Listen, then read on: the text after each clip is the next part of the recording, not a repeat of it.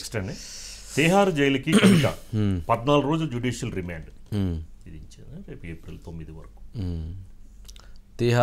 ఈరోజు తిహార్ జైలుకి తీసుకెళ్లారట. అయితే తిహార్ జైల్లో ప్రత్యేక సదుపాయాలు కల్పించమని చెప్పని న్యాయమూర్తి గారు ఆదేశించారు. అంటే తన ఆరోగ్యం దృష్ట్యా తను కొంత ఏదో హెల్త్ బాగాలేదని చెప్పినట్లున్నారు డాక్టర్సు. దాని దృష్ట్యా పొరుపు, బెడ్షీట్సు, ఇంటి దగ్గర నుంచి ఆహారము, పుస్తకాలు, పెన్నులు, మెడిసిన్స్ ఇవన్నీ కూడా అవైలబిలిటీలో ఉంచండి, ఇవన్నీ కూడా అందించండి అని చెప్పని కూడా న్యాయమూర్తి గారు ఆదేశించిన మీదట తిహార్ జైల్లో ఇవన్నీ కూడా ఇవ్వబోతున్నారు. కానీ తిహార్ జైలుకి వెళ్ళటం అనేటువంటిది నిజంగా అది ఒక పెద్ద సాడ్.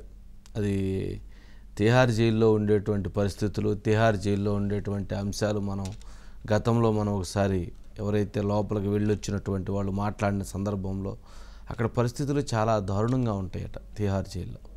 అంటే women barrack women, gents barrack gents ఇట్లా ఉన్నా కానీ తిహార్ జైల్లో కొంత ఇబ్బందికరమైన పరిస్థితులు ఉంటాయి. తీవ్రమైనటువంటి నేరస్తులు, నేర ప్రవృత్తి కలిగినటువంటి వాళ్ళు, తీవ్రమైనటువంటి నేరాలు చేసినటువంటి వాళ్ళు, బిగ్ మాఫియా డాన్స్ ఇట్లాంటి వాళ్ళందరూ కూడా ఎక్కువ మంది అక్కడ ఉండేటువంటి అవకాశం ఉందట.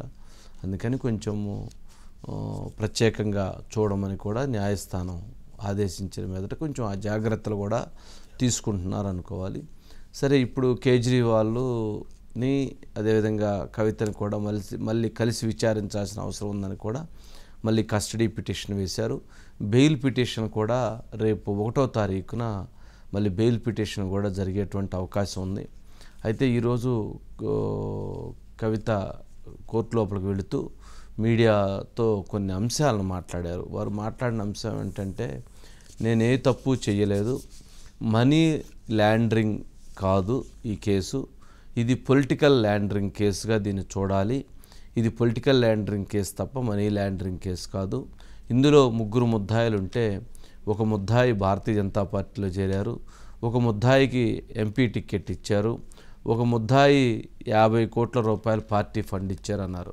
50 కోట్ల రూపాయలు పార్టీ ఫండ్ ఇచ్చారు అని అంటే ఒక ముద్దాయి అని అంటే శరత్ చంద్రారెడ్డి. మరి ఒక ముద్దాయికి టికెట్ ఇచ్చారు అని అంటే నాకు తెలిసి తన ముద్దాయి టికెట్ అంటే మాగుంట శ్రీనివాసరెడ్డికి తెలుగుదేశం పార్టీ టికెట్ ఇచ్చింది. అంటే బీజేపీ కూటమితో అనుబంధం కాబట్టి అందుకని ఇంకొక ముద్దాయి అని చెప్పని ఆరోపించినటువంటి పరిస్థితి అనుకుంటా. ఒక ముద్దాయి పార్టీలో చేరారు అంది. ఆ పార్టీలో చేరిన ముద్దాయి ఎవరో నాకు కరెక్ట్గా క్యాచ్ కాలేదు.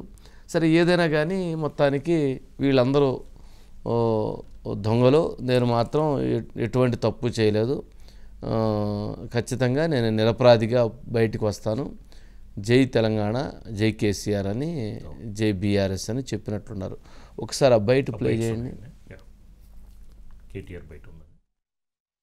యో ఫోన్ ట్యాపింగ్ అవుతుంది, యో ఈ స్కామ్ అవుతుంది, గొర్రెల స్కామ్ అవుతుంది, బర్రెల స్కామ్ అవుతుంది అని టీవీలలో తిప్పాలి, మన నెత్తులని ఖరాబ్ చేయాలి.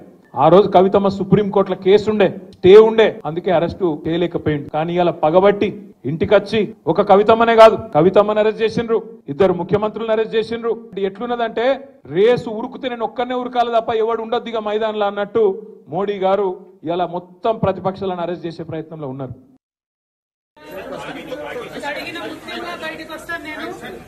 టెంపరీగా జైల్లో పెట్టచ్చు, కానీ దెబ్బతీయలేరు. Not a money laundering case, it is a political laundering case. One accused has already joined BJP. Second accused is getting a BJP ticket. Third accused has given 50 crores in electoral bonds. This is not a money laundering case, it is a political laundering case. It is a fabricated and false case. We will come out very clean. Jai Telangana. Jai Telangana. Jai Telangana. Jai Telangana. No. They are fighting it out. It is an illegal case.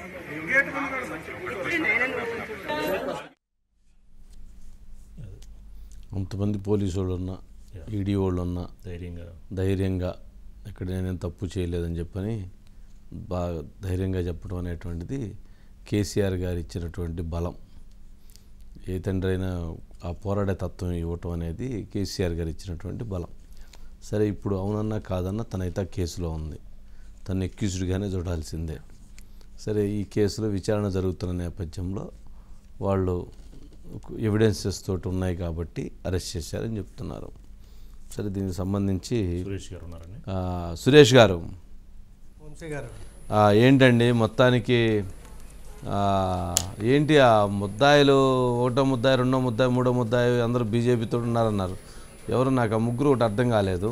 సరే ఏంటి మొత్తానికి ఇప్పుడు ఈ 7 రోజులు plus 9 రోజులు 9 రోజుల పాటు జరిగినటువంటి విచారణలో ఏంటి వాళ్ళు ఏమైనా ఇన్పుట్స్ ఏమైనా బయటకు వచ్చినాయా, సమాచారం ఏమైనా బయటకు వచ్చిందా ఏంటి సురేష్ గారు? వంశీ గారు కవిత గారే ఆయన చెప్పారు, అప్రూవర్గా మారమని నా మీద ఒత్తిడి చేశారు. నేను అప్రూవర్గా మారను అని చెప్పి స్పష్టం చేశారు. అంటే 100 కోట్ల రూపాయలు మీరు ఎవరికి ఇచ్చారు, ఎటు వెళ్ళాయి, ఎక్కడికి వెళ్ళాయి, తర్వాత మీకు 12% ప్రాఫిట్ మార్జిన్ నిర్ణయించడం, పాలసీ తయారులో మీరు కీలక పాత్ర వహించారు. మీకు ఆ పాలసీ ఇన్ఫర్మేషన్ మీకు బయటకు ఎలా వచ్చింది? ఆ 6% అంటే అంతకుముందు 5% ఉంటే దాన్ని 12% ప్రాఫిట్ చేశారు. ఆ 6% కిక్ బ్యాక్స్ అంటే కమిషన్ ఎటు వెళ్ళింది? మొత్తం మీద 292 కోట్ల రూపాయల మనీ ట్రయల్ అంటే క్రైమ్ ప్రొసీడింగ్ అమౌంట్స్లో మీకు ఎట్లా వెళ్ళాయి? ఈ ప్రశ్నలకు ఏవి కూడా సమాధానం చెప్పకుండా అందుకని నేను అప్రూవర్గా మారనన్నారు. కానీ వంశీ గారు ఇక్కడ ఏంటంటే మనకి తిహార్ జైలుకి వెళ్ళటం, ఒక మహిళకి వెళ్ళటం అందరు కూడా కొంచెం బాధాకరమైన అంశం కానీ ఈడీ చెప్పిన దాన్ని బట్టి చూస్తే మొత్తం మీద కవిత గారు పొలిటికల్ స్టేట్మెంట్లే ఇస్తున్నారు, ఈడీ విచారణకు సహకరించట్లేదు. వాస్తవంగా సుప్రీంకోర్టును కూడా ఒక రకంగా మేమేదో ఆవిడ మీద ఒత్తిడి చేస్తున్నట్టుగా మిస్లీడ్ చేశారు. వాస్తవంగా 9 ఫోన్లు మా దగ్గరికి తీసుకొచ్చి ఇదిగోండి మీకు అంటే గత ఏడాది మార్చిలో ఇదిగోండి మేము ఫోన్లు డిస్మాంటిల్ అన్నారు, 9 ఫోన్లు మీకు అన్నారు, ఆ 9 ఫోన్లు మాకు ఇచ్చి మీరు అనాలిసిస్ చేసుకోండి అని చెప్పారు. కానీ ఇంకొక ఫోన్ అంతకుముందు ఒకటి ఆవిడ అనుమతితోటే తీసుకుని అనాలిసిస్ కోసం ఉపయోగించుకున్నాం. కానీ 10 ఫోన్లు మేమేదో బలవంతంగా ఆవిడ దగ్గర నుంచి తీసుకున్నట్టుగా సుప్రీంకోర్టును కూడా ఒక దశలో మిస్లీడ్ చేసే ప్రయత్నం చేశారు. మేము ఏమి అడిగినా కానీ పొలిటికల్ స్టేట్మెంట్ కింద ఇస్తున్నారు కాబట్టి దీంట్లో ఇది ఉంది కాబట్టి అసలు విషయాలు రావాలి కాబట్టి ఇందులో ఆవిడ ప్రమేయం కీలకంగా ఉంది. మొత్తం మీద 100 కోట్ల రూపాయలు వెళ్ళడంలో మనీష్ సిసోడియా కానీ లేకపోతే అరవింద్ కేజ్రీవాల్ కీలక పాత్ర అన్ని క్రోనలాజికల్గా ఇన్సిడెంట్స్ మొత్తం కూడా నేరేట్ చేసి ఆ రకంగానే ఆవిడ పాత్ర ఉంది కాబట్టి అందుకని చెప్పి కవిత గారి ఇన్వాల్వ్మెంట్ ఉందని చెప్పి స్పష్టంగా ఒక్కొక్క అంశం ఇందులో అంశాలు మళ్ళీ మీరు అన్నట్టుగా మాగుంట గారి మీద ఎందుకు అన్నారంటే అక్కడ కస్టడీ రిపోర్ట్లో మాగుంట గారి పేరే ప్రధానంగా ప్రస్తావించారు. మనం కూడా చర్చించాం. మాగుంట గారు పేపర్లో స్టేట్మెంట్ చూసిన తర్వాత కేజ్రీవాల్ గారిని కలవడం, కేజ్రీవాల్ గారేమో మీరు కవిత గారిని కలవండి అని చెప్పడం, కవిత గారిని కలవడం, ఆ రకంగా మళ్ళీ మీరు 50 కోట్ల రూపాయలు ఇవ్వమని చెప్పడం, దాని మీద అభిషేక్ బోయినపల్లి, గోరంట్ల బుచ్చిబాబు ఇద్దరు మాగుంట రాఘవ్ గారిని కలవడం, వాళ్ళు 25 కోట్ల రూపాయలు క్యాష్ ఇవ్వడం, ఆ క్యాష్ అక్కడ వెళ్ళటం, మొత్తం మాగుంట రాఘవ్ గారు. ఇంకోవైపు శరత్చంద్రారెడ్డి గారి స్టేట్మెంట్. అందుకని శరత్చంద్రారెడ్డి గారు ఎక్కడెక్కడ కలిసింది, ఏం కలిసింది మొత్తం వివరాలన్నీ కూడా అక్కడ ఇచ్చి ఇక ముందు ఈ రకంగా అరుణ్ రామచంద్రపేట నా దగ్గరికి వచ్చారు, అక్కడి నుంచి కవిత గారి దగ్గరికి వెళ్ళామని చెప్తే అందుకని 50 కోట్ల రూపాయలు ఈ ఎలక్ట్రల్ బాండ్స్ ఇచ్చి ఆ రకంగా నిందితుడు ఆయన ఇచ్చాడు తప్ప మేము ఇది కానీ మాటలని చెప్పి మొత్తం అంతే కోణాధికారిగా ఆ అంశాలు ఏదైతే చెప్పారో అయ్యే విషయాలు చెప్పి మాకు ఇందులో అయితే నేను ఎక్కడ తప్పు చేయలేదు అన్న ఒక్క వాదన అమ్ముతుంది తప్ప వీళ్ళు మాటికి మొత్తం మీద క్రైమ్ అమౌంట్ అంతా ఉంది. అసలు మొత్తం మీద గతంలో కూడా చెప్పారు 9 ఫోన్లు డిస్మాంటిల్ చేశారు. దాంట్లో అంటే ఆ నెంబర్లు కూడా ఇచ్చారు, 2 నెంబర్ల ఫోన్లు, ఆ 9 ఫోన్లు డిస్మాంటిల్ చేశారు. సో ఒక రకంగా మొత్తం విషయాలన్నీ కూడా చెప్పి అంటే సురేష్ గారు అంటే ముగ్గురు అప్రూవల్గా మారారు. ఇదంతా మనీ ల్యాండరింగ్ కాదు, పొలిటికల్ ల్యాండరింగ్ వెనక అంటే ఒకటి గాలి జనార్దన్ రెడ్డి గారు అంటే బీజేపీలో చేరారు, ఆయనకి ఈ కేసుకి ఏంటి సంబంధం? నెంబర్ 2 సరే ఎంపీ టికెట్ ఇచ్చారంటే మాగుంట రాఘవరెడ్డికి ఇద్దాం అనుకున్నారు, సరే శ్రీనివాసరెడ్డి గారికి ఇచ్చారు కాబట్టి ఆ అంశాన్ని వ్యక్తం చేశారు. నెంబర్ 3 50 కోట్ల రూపాయలు బీజేపీకి ఇచ్చారన్నారు. ఇక్కడ చిన్న ట్విస్ట్ ఉంది. సరే ఎంపీ టికెట్ ఇచ్చి అప్రూవర్గా మారించి మీకు ఎంపీ టికెట్ ఇచ్చామంటే బాగానే ఉంది, అప్రూవర్గా మారి 50 కోట్లు ఎందుకు కట్టించుకుంటారంటారు? పాప పరిహార పత్రాలు ఎందుకు తీసుకుని ఉంటారంటారు? అప్పుడు శరత్చంద్రారెడ్డికి కూడా టికెట్ ఇవ్వాల్సింది కదా, లేకపోతే సీఎం కుర్చీ ఇవ్వాల్సింది. ఎందుకంటే ఆయన ఎక్కువ లాగేసాడు కాబట్టి, ఎక్కువ దున్నేసాడు కాబట్టి, హైదరాబాద్ని ఈ దరి నుంచి ఆ దరికి దున్నేశారు కదా. మరి ఇట్లాంటి వాటిల్లో మరి అంటే ఇక్కడ తన చేసిన ఆరోపణలో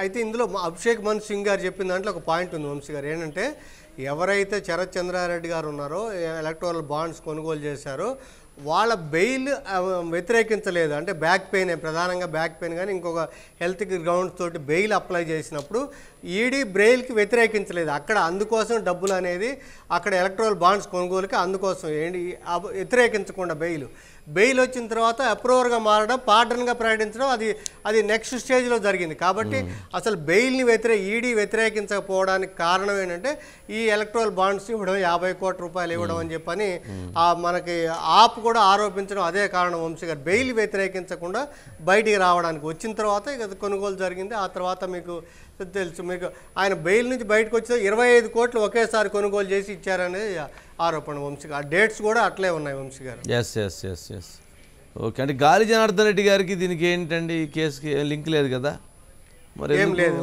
మరి బీజేపీలో ఎవరు జాయిన్ అయ్యారు మరి వారు చెప్పిన దాని ప్రకారంగా?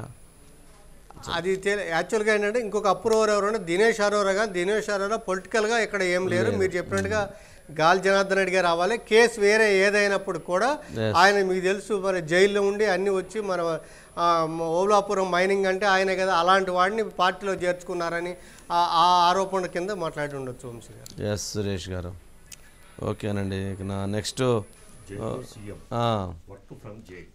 ఇది బాగుందండి సురేష్ గారు. అంటే జనరల్గా ఇంతకుముందు గతంలో ఏ ముఖ్యమంత్రి మీదైనా అరెస్ట్ చేయాల్సిన పరిస్థితి వస్తే సిబిఐ కావచ్చు, ఈడీ కావచ్చు, ఏ స్కామ్ అయినా కానీ రిజైన్ చేసి వాళ్ళ కుటుంబ సభ్యులైనా లేకపోతే పార్టీకి సంబంధించిన వాళ్ళని పెట్టి వాళ్ళు జైలుకి వెళ్ళేవాళ్ళు. అది జయలలిత గారి దగ్గర అదే జరిగింది, లేకపోతే లల్లు దగ్గర అదే జరిగింది, సుబీ సూర్యన్ దగ్గర అదే, చాలామంది దగ్గర అదే జరిగింది. కానీ ఫస్ట్ టైం కేజ్రీవాల్ గారు నేను సీఎంగా రిజైన్ చేయను, నేను జైల్లో ఉండి వర్క్ ఫ్రమ్ హోమ్ ఎలాగ ఐటీ ఎంప్లాయీస్ ఎట్లయితే చేస్తున్నారో నేను కూడా జైల్లో ఉండి నేను నా పని నేను చేస్తానని వర్క్ ఫ్రమ్ జైల్. ఇప్పుడు జైల్లో కూర్చొని మొత్తం ఫైల్స్ రివ్యూ చేస్తూ ఆర్డర్స్ పంపిస్తున్నారంట. ఇదేదో బాగుంది. అంటే కొత్త విధానాన్ని శ్రీకారం చుట్టారు. అంటే జనరల్గా ఏదో కొత్త ట్రెండ్ రావాలి కదా. ఇంతకుముందంటే కోవిడ్ లేదు, కోవిడ్లో వర్క్ ఫ్రమ్ హోమ్ అని అందరు నేర్చుకున్నారు. ఓకే, ఎట్లయినా లోపల నుంచి ఎలా పనిచేయచ్చో చూసుకున్నారు. కేసీఆర్ గారిని, జగన్మోహన్ రెడ్డి గారిని చూసి అసలు సెక్రటరీకి వెళ్లకుండా రివ్యూలు చేసే అవసరం లేకుండా, పనిచేసే పని లేకుండా ఇంట్లో కూర్చొని ఎట్లా చేయొచ్చు కూడా ఇది ఒక కొత్త నిదర్శనంగా, కొత్త అవకాశాన్ని ఇచ్చారు. అది తప్పు. ఎందుకు పాయింట్అవుట్ చేశానంటే ముఖ్యమంత్రి అనేటువంటి వాళ్ళు ఖచ్చితంగా సచివాలయంకి వెళ్ళాలి, రివ్యూస్ చేసుకోవాలి, అడ్మినిస్ట్రేషన్ కంట్రోల్ సిస్టమ్ పెట్టుకోవాలి. వారు వెళ్తే మంత్రులు వస్తారు, మంత్రులు వెళ్తే ఆఫీసర్లు వస్తారు, ఆఫీసర్లు వెళ్తే ఎస్హెచ్ఓలు వస్తారు, ఎస్ఓలు వస్తారు. సిస్టమ్ బాగా పనిచేసేదానికి అవకాశం ఏర్పడింది. ప్రజలకు వెసులుబాటు కొంత చెప్పుకోవడానికి ఎవరికైనా కానీ వెసులుబాటు ఉంటుంది. అలా కాకుండా ఇంట్లో కూర్చొని ఎవరు వస్తారు ఇంటికి, ఎవరు వచ్చి ఇది చేస్తారు, అక్కడ అడ్మినిస్ట్రేషన్ ఏం జరుగుతుందో లేదో తెలియని పరిస్థితి కదా. అందుకని పాయింట్ చేశాను. సరే, ఏదన్నా కానీ వర్క్ ఫ్రమ్ జైల్ ఇది వెరైటీగా కేజ్రీవాల్ గారు శ్రీకారం చుట్టారు. ఏంటి సురేష్ గారు, ఏంటి దీని మీద వస్తున్న విమర్శలు ఏంటి, ఏ విధంగా చూడాలి? వంశీ గారు మీరు చెప్పినట్టు 100% అంటే వాస్తవంగా ఈడీ అరెస్ట్ చేయడం అక్రమమా లేకపోతే ఇది చేయడమా, ఆయనకు పాత్ర ఉందా లేదా, నిరూపించారా అనే ఒక అంశం పక్కన పెడితే ఇవాళ బీజేపీ ప్రధానంగా ఢిల్లీలో చేసిన ఆందోళన కూడా అదే కారణం. ఏంటంటే సీఎం అనేవాడు మా సెక్రటేరియట్కి వెళ్ళాలి, అక్కడ కూర్చొని సమస్యలు పరిష్కరించి అక్కడ సమస్య వస్తే అక్కడ పైగా హెడ్ ఆఫ్ ది స్టేట్ కాబట్టి అక్కడ అందుబాటులో ఉండి అన్ని సమస్యలు పరిష్కరించాలి. ఏదో ఒక గ్యాంగ్ అనుకోండి, ఇంట్లో ఎక్కడ కూర్చొని జైల్లో కూర్చున్నా, ఎక్కడ కూర్చున్నా, లేకపోతే ఈడీ కస్టడీలో ఉన్నప్పుడు కూడా ఏదో ఒక ఆర్డర్ ఇస్తే దాన్ని సరిపోతుంది. సో అలాంటి వాడు జవాబుదారీగా అందరికీ ఉండి హెడ్గా ఉండి నిర్వహించాల్సిన వాడు జైలు నుంచి ఎలా నడుపుతాడు? కాబట్టి అరవింద్ కేజ్రీవాల్ గారు రాజీనామా చేయాలని చెప్పి బీజేపీ ఇవాళ ఢిల్లీలో ఆందోళన చేసింది. దాని మీద జలఫిరింగ్లు ఉపయోగించారు. అదే ఇంకోవైపు అరవింద్ కేజ్రీవాల్ నుంచి వీళ్ళు కూడా అదే తరహాలో పిఎం ఆ ఇంటికి ముట్టడికి వాళ్ళకి ప్రయత్నిస్తే వాళ్ళు కూడా అరెస్ట్ చేసి ఆ రకంగా చేశారు. సో ఇక్కడ విషయం ఏంటంటే ఈయన ఈడీ కస్టడీలో ఉండి కూడా మొన్న ఒక ఆర్డర్ జారీ చేశారు. ఏంటంటే మీ వాటర్ సమస్యను పరిష్కరించండి అని చెప్పి. ఇవాళ ఇంకొక ఆర్డర్ చేశారు. ఇవన్నీ కూడా ఎవరు చెప్తున్నారు? సంబంధిత మంత్రులు చెప్తున్నారు.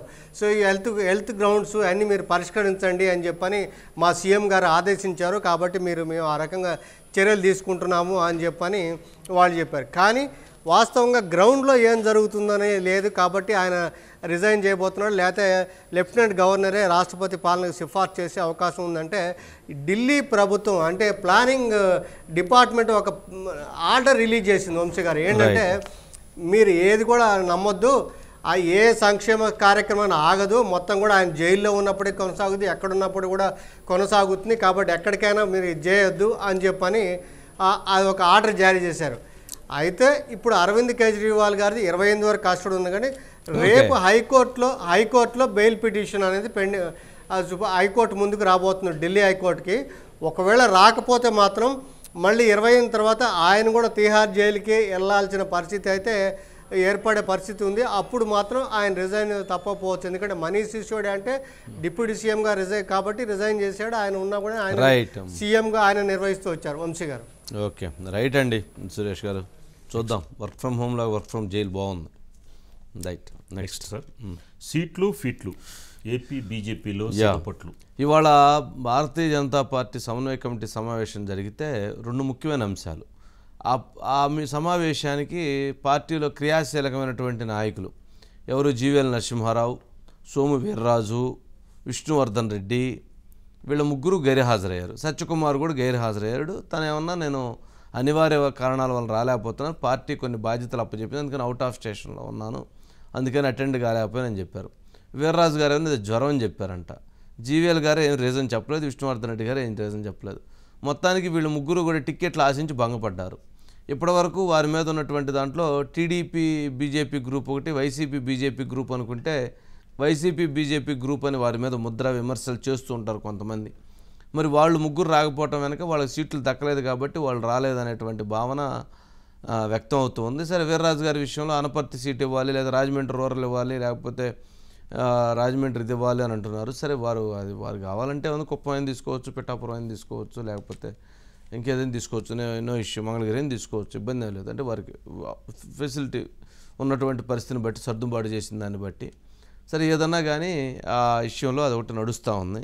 సరే, మరొక అంశం విషయంలో ఇప్పుడు సరే మొత్తానికి అభ్యర్థులకు సంబంధించిన దాంట్లో కంక్లూషన్కి వచ్చారు. ఒక కంక్లూషన్కి అంటే దీంతో కొంతమంది పార్టీ బీజేపీ రాష్ట్ర శాఖ 2గా చీలిపోయింది అని కొంతమంది విమర్శలు చేస్తున్నారు. కొంతమంది లేదు వీళ్ళందరూ రాలేదంటే తీవ్ర అసంతృప్తి వ్యక్తం చేస్తున్నారు, కొంతమంది చేస్తున్నారు. సరే, అట్లాంటిది ఏముండదు. భారతీయ జనతా పార్టీ అనేటువంటిది జనరల్గా ఏదైనా ఉన్నా కానీ ఇంటర్నల్గా సన్నాయి నొక్కులు నొక్కోవాల్సింది తప్పితే బయటకు వచ్చి మైకుల ముందు లేకపోతే మీడియా ముందో లేకపోతే ఇంకెక్కడన్నానో పబ్లిక్గా మాట్లాడేటువంటి పరిస్థితి నాయకత్వంలో ఉండదు. వాళ్ళకి అట్లాగానే మాట్లాడితే వాళ్ళని అక్కడ కట్ చేస్తే రెండోసారి వాళ్ళకి ఎంట్రీ కూడా ఉండదు అన్నమాట.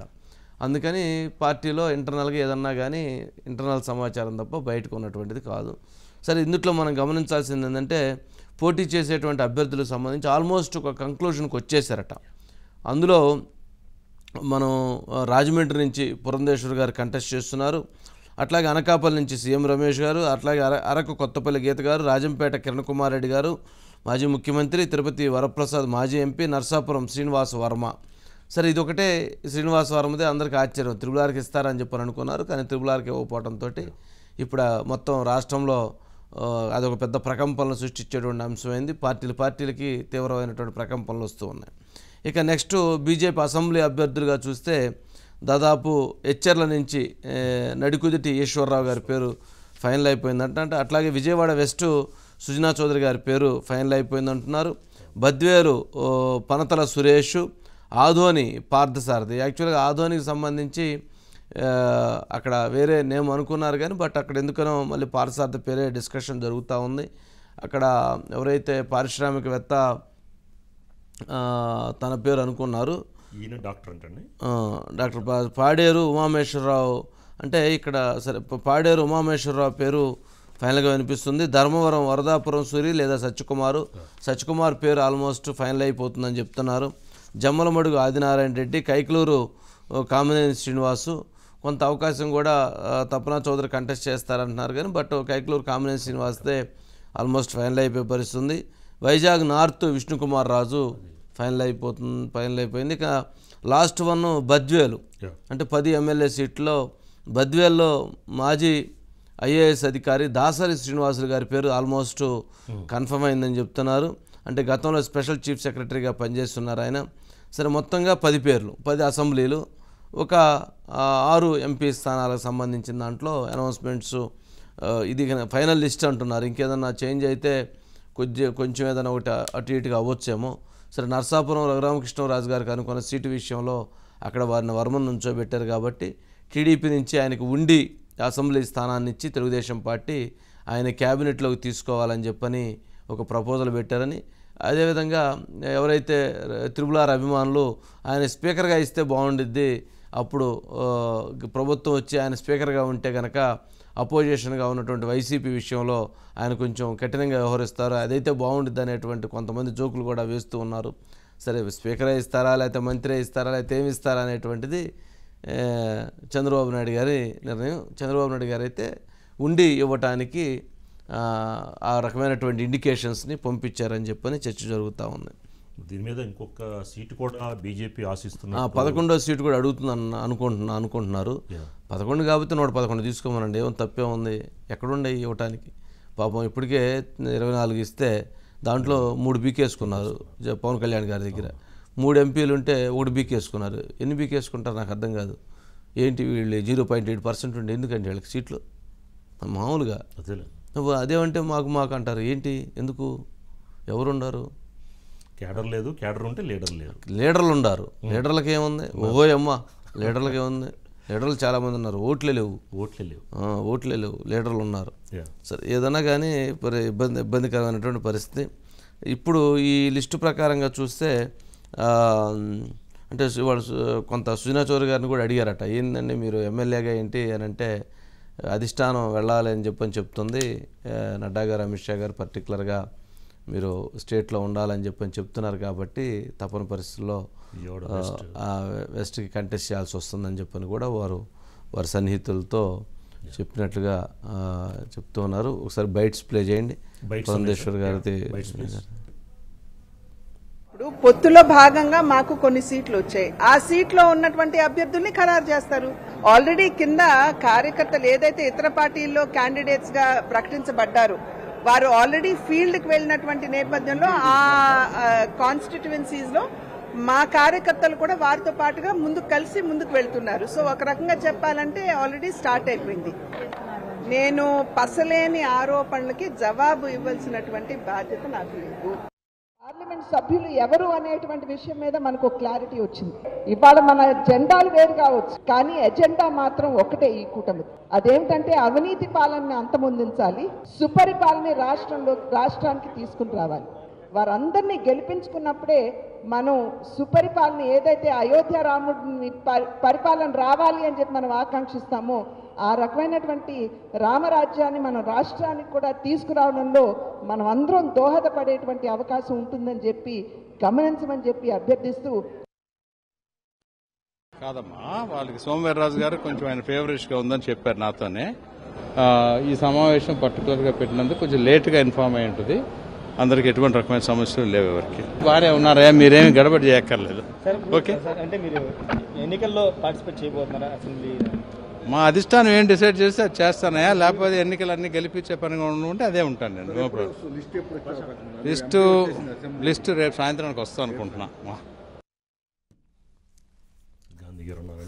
రైట్, మనం చెప్పాం కదా ఆధోనికి సంబంధించినటువంటి అంశంలో విట్టా రమేష్ కుమార్, ఆధోని పార్థసారథి గారు నాన్ లోకలు, విట్టా రమేష్ కుమార్ లోకలు. కావున ఆ సీటు విషయంలో ఆ కన్సిడరేషన్ పరిశీలించాలని అది డిస్కషన్ జరుగుతుంది. విట్టా రమేష్ కుమార్ స్థానికుడు అవటంతో ఆ అంశం విషయంలో కూడా భారతీయ జనతా పార్టీ కొంత ఆలోచన చేస్తున్నట్లుగా ఉంది. మరి ఎవరు ఫైనల్ చేస్తారో కానీ, బట్ కేంద్ర నాయకత్వం కూడా కొంత స్థానికులకి ఇవ్వటం వల్ల మంచిది అనేటువంటి భావన కూడా ఉందని అంటున్నారు. చూడాలి మరి. Gandhi, good evening Gandhi. ఏంటి మొత్తానికి ఇంటర్నల్గా ఏంటి సారాంశం, ఏంటి ఎజెండా, ఏంటి ఏం జరిగింది? అంటే ఈరోజు జరిగినటువంటి పదాధికారుల సమావేశంలో దాదాపుగా బీజేపీకి సంబంధించి రాష్ట్ర నాయకులు అందరూ కూడా హాజరయ్యారు. ఒక 4-5 నాయకులు మాత్రం హాజరవ్వలేదు. అందులో టీమ్ ఏగా చెప్పబడేటువంటిది సోమవీర్రాజు గారు, అలాగే జీవేల్ గారు, విష్ణువర్ధన్ రెడ్డి గారు. వీళ్ళు ముగ్గురు రాకపోవడం అనేది కొంత ఇక్కడ ఈరోజు హాట్ టాపిక్ అనమాట.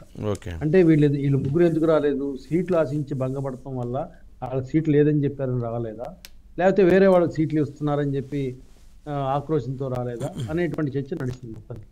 అంటే సీట్లు ఇవ్వలేదైనా వేరే వాళ్ళకి ఇచ్చారని చెప్పారు. అట్లాగే రఘురామకృష్ణరాజు విషయంలో వాళ్ళు సక్సెస్ అయ్యారని చెప్పి ఆయన రఘురామకృష్ణరాజు గారు చెప్తున్నారు, సక్సెస్ అయ్యి ఉండొచ్చు అని చెప్పి. కానీ ఇటువంటి కాంబినేషన్లో సోమవీర్రాజు గారు ఒంట్లో బాగాలేదని చెప్పి నాయకులు చెప్పారు. ఎందుకు రాలేదంటే ఒంట్లో బాగాలేదని చెప్పారు.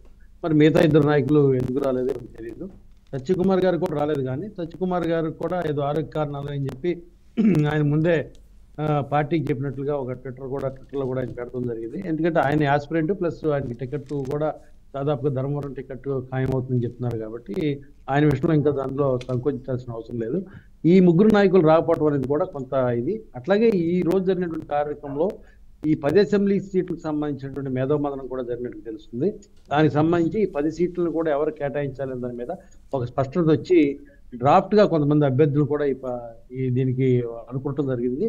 రేపు ఎల్లుండో వీటిని ప్రకటిస్తారు. అయితే ఈ 6 పార్లమెంటు సభ్యుల్ని మీడియా ముఖంగా రాష్ట్ర ప్రజలందరికీ పరిచయం చేశారు. ఇప్పుడు వరకు అలాట్ చేసినటువంటి 6 పార్లమెంట్ స్థానాలు ఎవరైతే సీఎం రమేష్ గారు, కొత్తపల్లి గీత, శ్రీనివాస్ వర్మ, ఇట్లా మొత్తం అందరినీ, పురంధేశ్వరి గారు, కిరణ్ కుమార్ రెడ్డి గారు, ఇట్లా వీళ్ళందరినీ కూడా పరిచయం చేసి వీళ్ళకి సీట్లు ఇస్తున్నాము గెలిపించని చెప్పి. అట్లాగే కేంద్రం నుంచి ఇద్దరు సిద్ధార్థనాథ్ సింగ్ అలాగే అరుణ్ పాండే ఇద్దరు కూడా వాళ్ళు దూతలుగా వచ్చారు. వాళ్ళు రాష్ట్ర ఇన్ఛార్జీలుగా ఉన్నారు. వాళ్ళు కూడా వచ్చి ఇందులో శివప్రకాష్ జీ, అరుణ్ సింగ్ ఉంటుందని చెప్పి శివప్రకాష్ జీ, అరుణ్ సింగ్ జీ ఇంకొక సీట్ కూడా అడిగితే బాగుంటుందని చెప్పి మరి పైనుంచి అమిత్ షా గారు లేకపోతే నడ్డా గారు చెప్పారో లేకపోతే వీళ్ళ మేధామదంలో వచ్చినటువంటి తాగు తెలియదు, కానీ ఇంకో సీట్ అడగాలని చెప్పి ప్రయత్నిస్తాం.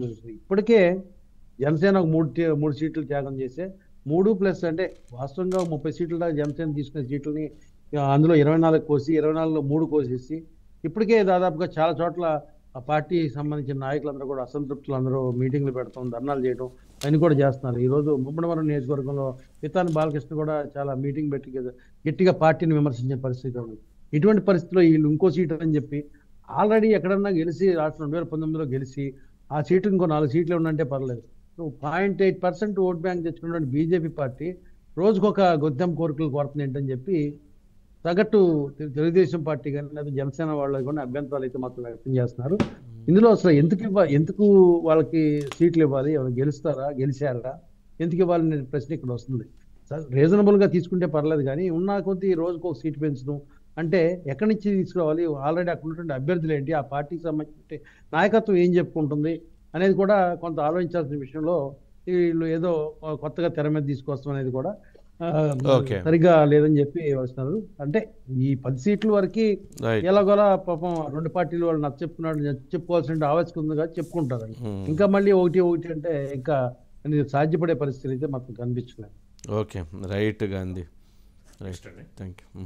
క్లియరెన్స్ ఎప్పుడు టీడీపీ జనసేన మధ్యలో ఏముంది, ఇది ఫైనల్ ఏంటనేది అదే. ఇంకా టీడీపీ 5 స్థానాలు, జనసేన 3 స్థానాలు, తెలుగుదేశం పార్టీ 10 స్థానాలు చెప్పేశాము, 8 స్థానాలు. 8 స్థానాల విషయంలో టీడీపీ 5 స్థానాల విషయంలో 1 or 2 చేంజెస్ జరిగేటువంటి పరిస్థితి ఉంది. అట్లాగే జనసేనకు సంబంధించినటువంటి దాంట్లో కూడా ఇప్పుడు ఇచ్చినటువంటి 18 సీట్స్ ఎమ్మెల్యే సీట్స్లో కూడా 1 or 2 చేంజెస్ జరిగేటువంటి అవకాశం ఉందని చెప్తున్నారు. మరి ఈ రకంగా చూసినప్పుడు కొంత ఎక్సర్సైజ్ అయితే జరుగుతూ ఉంది. ఇక ఎంపీ స్థానాలకు సంబంధించినటువంటి ఎక్సర్సైజ్ జరుగుతూ ఉంది. ఎంపీ స్థానాల విషయంలో ఇంకా 4 ఎంపీ స్థానాలు, జనసేన సంబంధించి 1 ఎంపీ స్థానం. మచిలీపట్నం ఎంపీ స్థానానికి సంబంధించినంత వరకు ఆల్మోస్ట్ బాలశౌరిది ఫైనల్ చేసే దిశగా అడుగులు వేస్తున్నారు. అట్లాగే బందర్ సీట్ కేటాయించాలని, ఎంపీ సీట్ కేటాయించాలని చెప్పని ఎవరైతే ల్యాన్సమ్ ఉమేష్ తను అడుగుతూ ఉన్నట్లున్నారు. వారితో పాటు గ్రీన్ కో నరసింహారావు అని చెప్పని కాంట్రాక్టరు, రోడ్స్ కాంట్రాక్టరు, ఆయన కూడా తన అభ్యర్థిత్వాన్ని పరిశీలించమని చెప్పని అడుగుతున్నారు. ఆయన ముందు వచ్చినట్లయితే ఆయనకి నరసింహరావు గారికి వచ్చి ఉండేదేమో, బట్ ఆయన లేటుగా వచ్చినట్లున్నారు. మరి అది కూడా ఒక ఎక్సర్సైజ్ జరుగుతుంది. కానీ ప్రస్తుతానికి బాలశౌరి ఇది కన్ఫర్మ్ చేసే దిశగా అడుగులు వేస్తున్నారు అంటున్నారు. ఇది ఒకటి ఎంపీ సీట్ విషయంలో అక్కడ జరుగుతూ ఉన్నటువంటిది. ఇక తెలుగుదేశం పార్టీకి సంబంధించి ఇప్పుడు కొంచెం మార్పుల విషయంలో ఉండి స్థానాన్ని మార్చే దిశగా ఆలోచనలు జరుగుతూనే ఉంటున్నారు. ఎందుకంటే అక్కడ రామరాజు యుద్ధం చేస్తున్నాడు, తనకు టికెట్ అని చెప్పిన ఇండిపెండెంట్గా వేస్తానంటున్నాడు. మరి అక్కడ కనుక రఘురామకృష్ణరాజుని వేయించి స్టేట్ క్యాబినెట్లో మంత్రిగా తీసుకుంటే అది ఇంకా చాలా బలంగా ఉండిద్ది అనేది ఒక బాగుంటుంది. అంటే వైఎస్ఆర్ ఇప్పుడు ఆయన ఢిల్లీలో ఉంటే జగన్మోహన్ రెడ్డి గారు లేదా వైఎస్ఆర్సీపీ ఎమ్మెల్యేలు వీళ్ళందరూ కనపడరు. ఆయన ఢిల్లీలో ఉంటాడు. అదే కనుక అసెంబ్లీలో ఉంటే వాళ్ళు పక్క ఉంటారు, ఈయన పక్క ఉంటాడు. కళ్ళ ముందే ఉంటారు. ఇక అసెంబ్లీలో ఇక అదొక పరాకాష్ట యుద్ధానికి జరిగేటువంటి పరిస్థితి ఉంటుంది.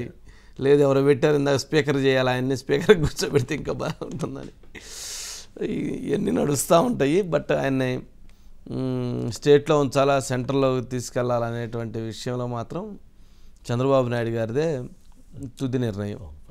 మరి ఆయన అయితే కమ్యూనికేషన్ చేశాడట త్రిపుల్ విషయంలో, వాళ్ళు చేయకపోతే నేనే అకామిడేట్ చేస్తానని. కాకపోతే త్రిపుల్ విషయంలో చంద్రబాబు నాయుడు గారికి బాధ్యత ఉంది. సరే Anil sir, good evening sir. Good evening. ఏంటి ఒక కంక్లూజన్కి వచ్చిందా ఏంటి? తెలుగుదేశం పార్టీ మొత్తం 144 అసెంబ్లీ స్థానాలకు పోటీ చేయాల్సి ఉంది సార్. కూటమిలో భాగంగా సీట్ల సర్దుబాటులో వాళ్ళు ఆ సీట్లకి ఫైనలైజ్ అయ్యారు 3 పార్టీల మధ్యలో.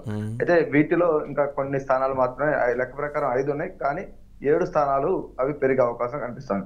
దానికి కారణం ఏంటంటే, ఒకటి పీగా అనేవారు మొదటి తెలుగుదేశం పార్టీ అభ్యర్థిగా మహాసేన్ రాజేష్ అక్కడ ప్రకటిస్తే ఆ స్థానాన్ని పొత్తులో భాగంగా జనసేనకు వదిలేసిన పరిస్థితి కనిపిస్తుంది. అంటే అక్కడ ఒక సీటు జనసేనకు అనుకున్నది, ఒక స్థానం తెలుగుదేశం పార్టీ తీసుకోబోతోంది. అనపర్తి తెలుగుదేశం పార్టీ అభ్యర్థిని కూడా నల్లిమెల్లి రామకృష్ణారెడ్డి పేరు, మాజీ ఎమ్మెల్యే పేరు ఫస్ట్ లిస్ట్ లోనే ప్రకటించారు. కానీ ఆ స్థానం బీజేపీ కోరడంతో కూడా అది కూడా తిరిగి మళ్ళీ అక్కడ ఆ ప్లేస్ బదులు ఇంకొక స్థానం టీడీపీ పోటీ చేయాలి. అంటే 2 స్థానాలు పోయినందువల్ల మరొక 2 స్థానాలు అదనంగా అంటే తెలుగుదేశం లేనివి తీసుకోవాల్సిన పరిస్థితి కనిపిస్తుంది. వీటిలో భీమిలి, చీపురుపల్లి, దర్శి, ఆలూరు, గుంతకల్లు, అనంతపురం, రాజంపేట ఈ స్థానాలు మాత్రమే ఇక తెలుగుదేశం పార్టీ పోటీ చేయాల్సి ఉంది. భీమిల నుంచి గంటా శ్రీనివాసరావు అభ్యర్థిత్వం దాదాపు కన్ఫర్మ్ అయ్యే పరిస్థితులు కనిపిస్తున్నాయి. ఎందుకంటే ఇతరుల అనేక పేర్లు అనుకున్నా అక్కడ అనుకున్న స్థాయిలో ఐవీఆర్ఎస్ సర్వేలో ఎక్కడ రావటం లేదు. 2 విశాఖపట్నం ఎంపీ పైన తీవ్ర ప్రభావం పడే అవకాశాలు ఉండటంతో కూడా బలహీనమైన నేత పోటీ చేస్తే ఖచ్చితంగా గెలవాల్సిన సీటు ఓడిపోవడం తద్వారా ప్రభావం విశాఖ ఎంపీ స్థానం పైన కూడా పడుతుందనే ఉద్దేశంతో విశాఖ ఎంపీ అభ్యర్థిగా ఉన్న భరత్ కూడా పార్టీ అధిష్టానాన్ని గట్టిగా చెప్తున్నారనేది ఒక చర్చ నడుస్తోంది. దాదాపుగా గంటా శ్రీనివాసరావుకే అవుతుంది అనేది కనిపిస్తోంది. ఇక చీపురుపల్లి విషయంలో కిమిడి కళా వెంకటరావు పేరుని దాదాపు ఫైనల్ చేసే అవకాశం కనిపిస్తోంది. హెచ్చర్ల బీజేపీకి కేటాయించారు. ఇక్కడ ఉన్న కిమిడి నాగార్జున కళాకి సోదరుడు కుమారుడు కాబట్టి ఖచ్చితంగా వాళ్ళ కుటుంబంలోనే ఆ స్థానం ఇస్తున్నారు. అందులోనూ బీసీ తూర్పు కాపు వర్గానికి చెందిన వ్యక్తులే కాబట్టి పెద్ద అడ్జస్ట్మెంట్ ఇబ్బంది కాదనేది ఒక ఆలోచన. ఇక దర్శి నుంచి ఎవరైతే ఉన్నారో 4-5 పేర్లు ఆలోచించారు. వాస్తవానికి దర్శి జనసేన నుంచి గరికపాటి వెంకట్ పోటీ చేస్తారని చెప్పి అందరూ భావించారు. కానీ ఆ స్థానం తిరిగి టీడీపీకి రావడంతో కూడా అభ్యర్థిగా ఎవరిని బరిలో నిలపాలని ఒక మాజీ మంత్రి కుటుంబ సభ్యులను కూడా అక్కడ పేరు పరిశీలించి అనేక రూపాయల ఐవీఆర్ఎస్ కూడా చేసినట్లు తెలుస్తోంది. 1-2 రోజుల్లో కంక్లూజన్ వచ్చే అవకాశం కనిపిస్తోంది. ఆలూరు నుంచి వైకుంఠం జ్యోతి, అదేవిధంగా వీరభద్ర గౌడ్ పేర్లు వినిపిస్తోంది. ఈ స్థానాన్ని బీజేపీని తీసుకోవాలని కోరుతున్నప్పటికీ బీజేపీ ఈ స్థానానికి పక్కన ఉన్న ఆదోని కోరి తీసుకుంటుంది. ఆదోని ఖచ్చితంగా బీజేపీ పోటీ చేయాలని నిర్ణయించుకుంది కాబట్టి ఆలూరులో ఎవరిని వైకుంఠం జ్యోతి, వీరభద్ర గౌడ్ ఈ 2 పేర్లతో పాటు మరొక పేరు మల్లికార్జున అనే వ్యక్తి పేరు కూడా పరిశీలన చేస్తున్నట్టు తెలుస్తోంది. దీని మీద కూడా ఒక క్లారిటీ రావాల్సిన పరిస్థితి. ఇక గుంతకల్లుకి వచ్చేసరికి గుమ్మనూరు జయరాం వైపు, అదేవిధంగా మాజీ ఎమ్మెల్యే జితేంద్ర గౌడ్ కుటుంబ సభ్యుల మధ్య నడుస్తోంది. అయితే ఈ 2 సీనియర్ నేతలకు కాకుండా వారి వారసులకు ఇవ్వాలనేది తాజాగా తెరపైకి వచ్చింది. గుమ్మనూరు జయరాం కుమారుడు కానీ లేకపోతే జితేంద్ర గౌడ్ ఎవరైతే ఉన్నారో ఆయన అన్న కుమారుడి పేరు కూడా ఇక్కడ పరిశీలన చేస్తా ఉన్నారు. దీనికి సంబంధించి క్లారిటీ వచ్చే అవకాశం ఉంది. ఇక అనంతపురం అర్బన్ విషయంలో 6 డజన్ మంది పోటీ పడతా ఉన్నారు. ఒక దశలో అనంతపురం అర్బన్ జనసేనకి వెళ్తుందని చెప్పి అందరూ భావించారు. ఎందుకంటే టీసీ వరుణ్ అనే ఒక నేత ఉన్నారు అక్కడ. ఆయన పవన్ కళ్యాణ్కి సన్నిహిత సంబంధాలన్నీ ఖచ్చితంగా జనసేనకు వెళ్తుందనే చర్చ జరిగిన చివరికి అది తెలుగుదేశం పార్టీ చేతిలోకి వచ్చింది. ఇక్కడ మాజీ ఎమ్మెల్యే ప్రభాకర్ చౌదరితో పాటు ఇంకా చాలా మంది తమ ప్రయత్నాలు అయితే కొనసాగిస్తున్నారు. రాజంపేట విషయంలో ఇప్పుడు ఏం చేయాలనేది పార్టీకి కొంత ఇబ్బందికరమైన పరిస్థితి కనిపిస్తుంది. ఎందుకంటే ఆ పార్లమెంట్ కి తెలుగుదేశం పార్టీ అభ్యర్థి తరఫున బలిజ సామాజిక వర్గానికి చెందిన సుఖవాసి బాలసుబ్రహ్మణ్యం ఆయన్ని పోటీ చేయించాలని భావించారు. కానీ అక్కడ అనూహ్యంగా నల్లారి కిరణ్ కుమార్ రెడ్డి బీజేపీ తరఫున వస్తున్న నేపథ్యంలో బలిజ ఓట్లు అత్యంత కీలకంగా ఉన్నటువంటి ప్రాంతం అది. అక్కడ ఖచ్చితంగా బలిజ సామాజిక వర్గానికి ఇవ్వాలా, లేకపోతే ఆ పార్లమెంటు జిల్లా అధ్యక్షుడిగా ఉన్న జగన్మోహన్ రాజు పేరును కూడా దాదాపు పరిశీలన చేశారు. ఈ ఇద్దరు పేర్లలో ఒకరికి ఎవరైతే ఉన్నారో సుఖవాసి బాలసుబ్రహ్మణ్యం కానీ లేకపోతే జగన్మోహన్ రాజుకి కానీ ఈ ఇద్దరిలోనే ఒకరికి అయ్యే అవకాశాలు చాలా స్పష్టంగా కనిపిస్తా ఉన్నాయి సార్. ఇంతవరకు వచ్చి అసెంబ్లీ, ఇక పార్లమెంట్ విషయానికి వస్తే విజయనగరం, ఒంగోలు, అనంతపురం, కడప నుంచి రెడ్డప్ప శ్రీనివాస్ రెడ్డి మళ్ళీ పోటీ చేసే అవకాశాలు చాలా స్పష్టంగా ఉన్నాయి. ఆర్థికంగా స్థితిమంతుడు, పొలిట్ బ్యూరో సభ్యుడు, చంద్రబాబుకు విధేయుడు. వీటన్నిటికీ మించి ఆ పార్లమెంట్ పరిధిలో గతంలో పోటీ చేసి ఉండడం, కొంత ఎదుర్కోగల అంశాలు కావచ్చు, లేదంటే పోటీకి అవసరమైన వనరులు కావచ్చు, ఇతర అంశాల్లో కూడా ఆయన ముందుంటాడనే అభిప్రాయంతో దాదాపు ఆయన పేరు పరిశీలనలోకి తీసుకున్నట్లు కూడా మనకు తెలుస్తా ఉంది. విజయనగరం నుంచి తూర్పు కాపు సామాజిక వర్గానికి చెందిన వ్యక్తికి మాత్రమే ఇవ్వాలని నిర్ణయం చేశారు. దీని మీద కూడా అనేక పేర్లు, ఇక ఒంగోలు నుంచి ఇందాక మీరు చెప్పారు మాగుంటి శ్రీనివాస్ రెడ్డి పోటీ చేసే అవకాశం కనిపిస్తా ఉంది. అనంతపురం నుంచి కూడా బీసీ అభ్యర్థినే బరిలో నిలపాలని అయితే నిర్ణయించుకున్నారు. జేసీ పవన్ రెడ్డి పేరు చాలా వరకు పరిశీలన చేసిన బీసీ అయితేనే ఆ ఉమ్మడి జిల్లా పైన ప్రభావం పడుతుంది, అది కూడా వాల్మీకి సామాజిక వర్గానికి చెందిన వ్యక్తికి ఇవ్వాలనేది ఒక నిర్ణయానికి వచ్చినట్లు కూడా తెలుస్తుంది. మాజీ జిల్లా పరిషత్ చైర్మన్ పోల నాగరాజ్ పేరుతో పాటు ఇంకా అనేక మంది పేర్లు పరిశీలన చేస్తున్న పరిస్థితి ఉంది సార్. తెలుగుదేశం పార్టీకి సంబంధించి ప్రస్తుతం ఒక 4 ఎంపీ స్థానాలు, 7 అసెంబ్లీ స్థానాలకు సంబంధించి కసరత్తు జరుగుతుంది. రేపు ఈవినింగ్ కానీ ఖచ్చితంగా క్లారిటీ ఇస్తారనేది చర్చ జరుగుతుంది పార్టీలు ఇన్సైడ్. రైట్. ఏంది తెలుగుదేశం పార్టీ నేతలు, జనసేన పార్టీ నేతలు చాలామంది వైఎస్ఆర్సీపీ పార్టీలోకి క్యూ కడుతూ ఉన్నారు. అనిల్ నరహర్ లాంటి వాళ్ళు వెళ్ళిపోయారు, ఇంకెవరో కృష్ణా జిల్లా మాజీ ఎమ్మెల్యే వెళ్ళిపోయారు, వైజాగ్ నాయకులు వెళ్ళిపోయారు, ఏదో పెద్ద క్యూ వచ్చేసింది. ఏంటి అంటే కూటమిలో భాగంగా సీట్ల సర్దుబాటు ప్రక్రియలో చాలా మందికి ఈసారి అవకాశాలు పోయినాయి. అటు జనసేనలోనూ చాలా మంది ఆశయాలు పెట్టుకొని ముందుకు వెళ్ళారు, ఆ పార్టీ కోసం పనిచేశారు. ఇక టీడీపీలో కూడా పెద్ద ఎత్తున అదే పరిస్థితి.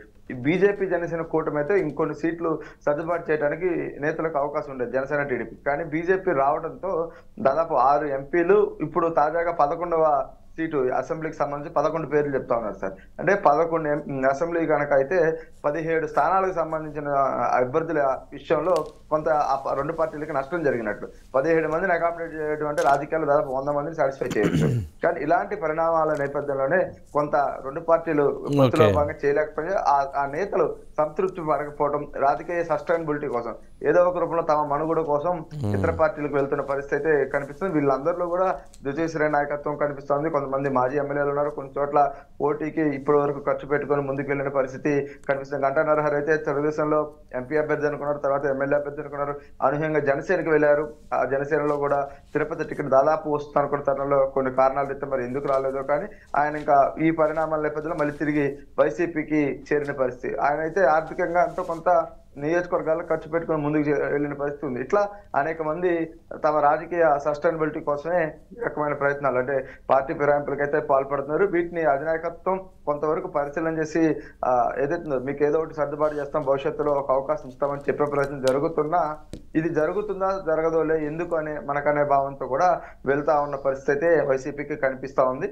చూడాలి మరి ఈ పరిణామాలన్నీ కూడా ఎటు దారితీస్తాయి అనేది కూడా కొంత ఆలోచన చేయాల్సిన పరిస్థితి కనిపిస్తా ఉంది. అంటే అనిల్, అంటే తెలుగుదేశం పార్టీ మరి వీళ్ళని బుజ్జగించేటువంటి ప్రయత్నం కానీ, వీళ్ళని సంప్రదించేటువంటి ప్రయత్నం కానీ, వీళ్ళతో చర్చలు జరిపేటువంటి ప్రయత్నం కానీ, లేక సమన్వయం కోఆర్డినేషన్ చేసేటువంటి ప్రయత్నం కానీ ఇటు టీడీపీ అటు జనసేన చేయకపోవటం వల్లనే ఈ ఫిరాయింపులు జరుగుతున్నాయా, లేక మరి వాళ్ళ వ్యూహాన్ని వీళ్ళు ఆ వ్యూహాన్ని ఎత్తుగడ వేయలేకపోతున్నారా? ఒకటైతే వాస్తవం సార్, అంటే సీట్ ఇవ్వలేని వ్యక్తులతో చంద్రబాబు ఏదైతే ఆ తర్వాత స్థానం వేరే వాళ్ళకి ప్రకటించిన తర్వాత ఆ నేతలను పిలిపించి మాట్లాడుతూ ఉన్నారు. వారికి కొన్ని హామీలు కూడా ఇస్తున్నారు. ఉదాహరణకి గండిబాబ్జీ విశాఖ సౌత్ నుంచి టికెట్ ఆశించారు, కానీ అది పొత్తులో భాగంగా జనసేనకి వెళ్ళింది. ఆయన పార్టీకి రాజీనామా చేసి వెళ్ళిన తర్వాత మొన్న జరిగిన వర్క్ షాప్ హాజరయ్యారు. ఆయన పేరుని చంద్రబాబు వేదిక పైన ప్రకటించారు. ఇలా కొంతమందికి ఇవ్వలేకపోయాం, పనిచేశారు, కానీ వేరే రూపంలో వారికి అవకాశాలు ఇస్తారు. అంటే సర్దుబాటు జరుగుతుంది. సంతృప్తి చెందిన వాళ్ళు ఉంటున్నారు, సంతృప్తి చెందని వాళ్ళు వెళ్తా ఉన్నారు. ఎందుకంటే రాజకీయం అంటేనే ఆశతో కూడుకున్న ప్రయాణం. ఎప్పుడు నాకు పదవి వస్తుందా, ఎప్పుడు నేను ఆ అధికారాన్ని చలాయిస్తా అనేదే ప్రతి ఒక్కరిలో కూడా రాజకీయాల్లో ఉన్న వారికి ఉంటుంది. కాబట్టి వాటి కోసం సహజ సిద్ధంగానే సిద్ధాంతాలు అంశాలు ఎన్నున్నా అంతిమంగా ఆశ మనిషిని బతికిచ్చేది, ముందుకు తీసుకెళ్లేది అది ఆశే. కాబట్టి ఆ కారణాల్లో అధినేతలు ఇస్తున్నటువంటి సంతృప్తి కరమైన అంశాలలో ఉందా లేదా అని చూసిన తర్వాత వాళ్ళు బేరీజు వేసుకొని తమ సస్టైనబిలిటీ కోసం కేవలం మనుగడ అనేది చాలా ముఖ్యం సార్ ఏ వ్యక్తికైనా. అందులో రాజకీయాల్లో ఉన్నవారు ఎక్కువ ఆశిస్తారు కాబట్టి అందుకోసమే ఈ ఫిరాయింపులు జరుగుతూ ఉంటాయి తప్ప పెద్దగా. ఎందుకంటే వైసీపీ 175 ప్రకటించింది. ఇప్పుడు వాళ్ళు సర్దుబాటు చేసి ఈ పోయిన వాళ్ళందరికీ సీట్లు ఇచ్చే పరిస్థితి లేదు.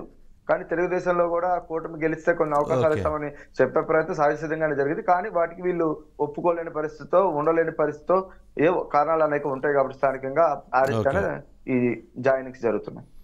Okay, right Anil, right, thank you. Next Pawan Kalyan విరాళ మీదకి వెళ్దాం. నెక్స్ట్ టాపిక్ అజిత్ గారి. ఎవరు, మురళి ఉన్నాడా? మురళి. యా, అంటే పవన్ కళ్యాణ్ జనసేన పార్టీకి జనసేన పార్టీ అధినాయకుడు పవన్ కళ్యాణ్ గారు 10 కోట్ల రూపాయల విరాళాన్ని ఇచ్చారు.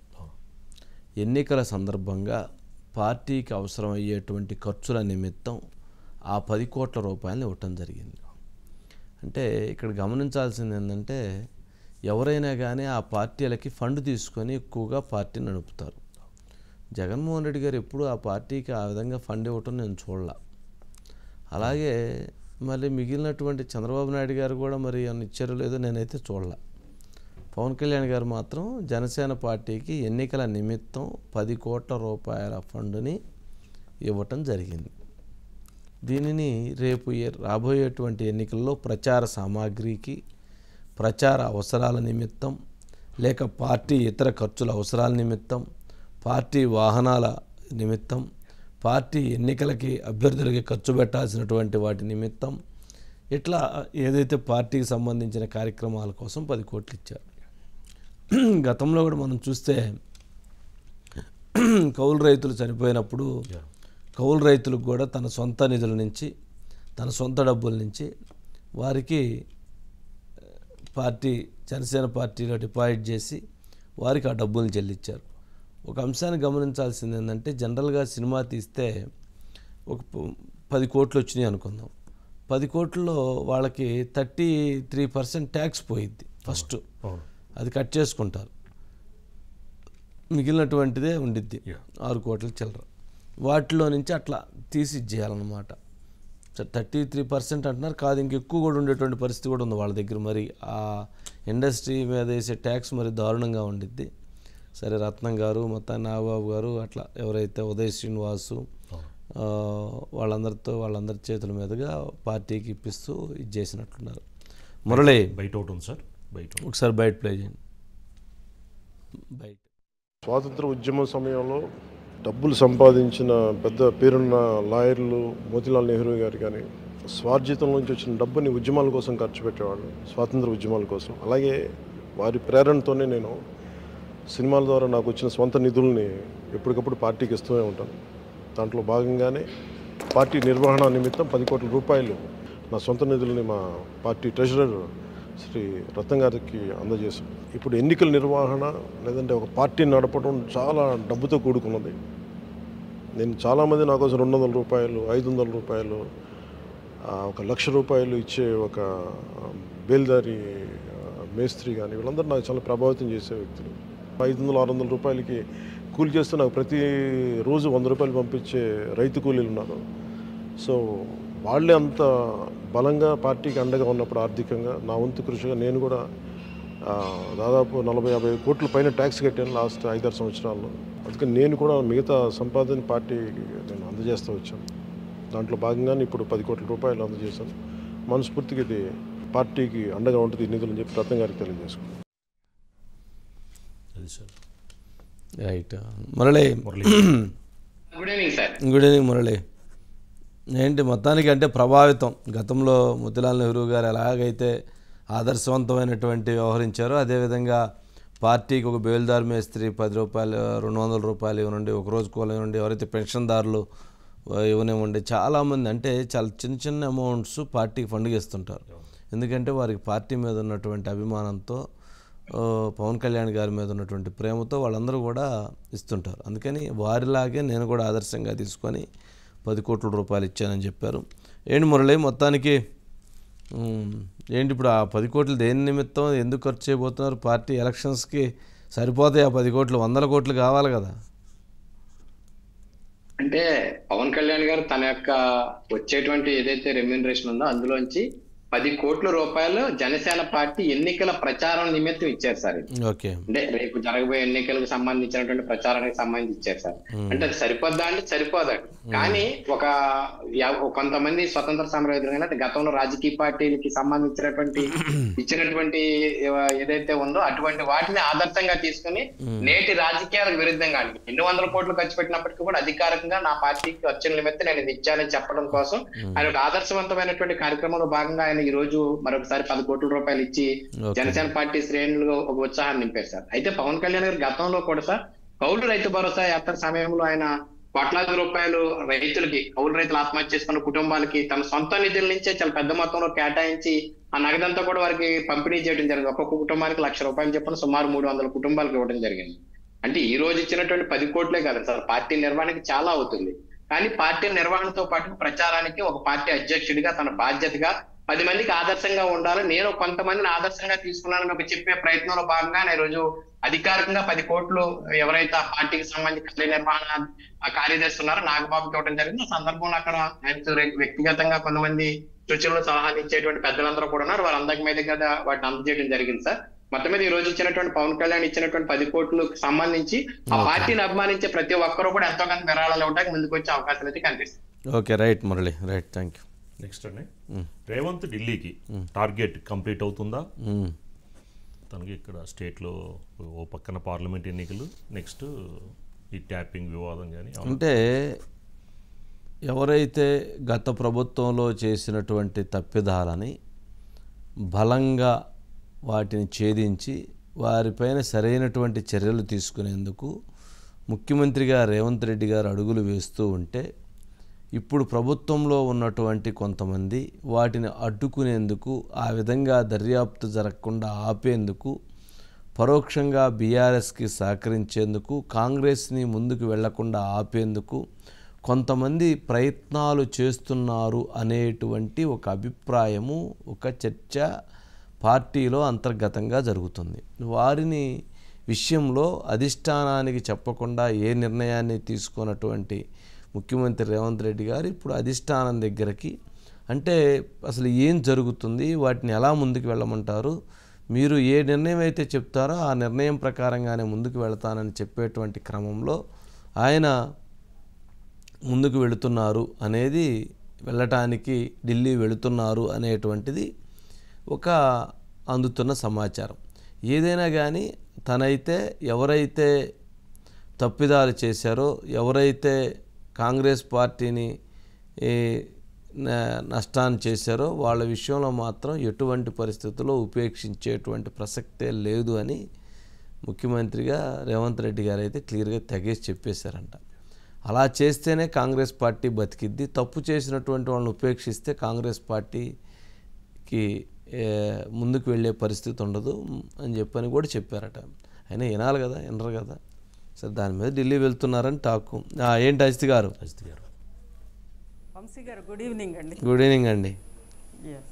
ఏంటండి అంటే ఈ తెలంగాణ రాష్ట్రంలో అనేక ఇష్యూస్కి సంబంధించి, ముఖ్యంగా ఇటు ఎలక్షన్స్, ఎంపీ క్యాండిడేట్లే కాదు వంశీ గారు, ఫోన్ ట్యాపింగ్ దగ్గర నుంచి కాళేశ్వరానికి సంబంధించి కూడా ఎన్డీఎస్ఏ రిపోర్ట్ వచ్చింది, దానికి సంబంధించి, అదేవిధంగా ఇప్పుడు కొత్తగా వస్తున్న ఈ వివాదం ఎర్రబల్లి ఇష్యూస్కి సంబంధించి, ఇలా అన్ని అంశాలకు సంబంధించి, దాంతోపాటు కవిత లిక్కర్ స్కామ్లో కూడా పార్టీ స్టాండ్ డైలమాలో ఉంది. ఢిల్లీలో ఏమో అటు కాంగ్రెస్ పార్టీ నిరసనలు చేస్తోంది, ఇక్కడికి వచ్చేసరికి కవిత అరెస్ట్ కరెక్టే అని అనేది రేవంత్ రెడ్డి అంటున్నారు అనేది ఒక డైలమా. ఈ మొత్తం మీద కూడా అధిష్టానం దగ్గర చర్చలు జరగనున్నాయి వంశీ గారు. అంటే ఇప్పటిదాకా ఈ 100 రోజుల పాలన తర్వాత ఇక నెక్స్ట్ ఏ డైరెక్షన్లో వెళ్ళాలి అని అనేది చర్చలు జరగనున్నాయి.